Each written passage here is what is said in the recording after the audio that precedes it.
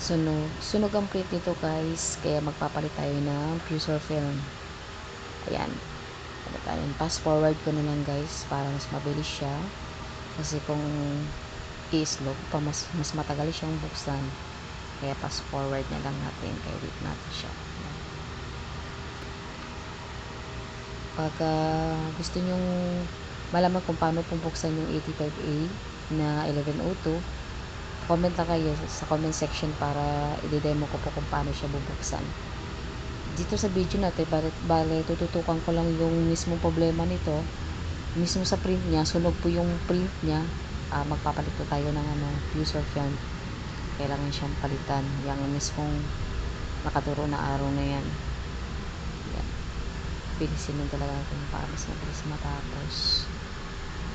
Ayan. Ayan, natapos na guys. Hindi na lang matapos na pala. Sorry naman. Mamadali. Ayan. Diba? Mabilis.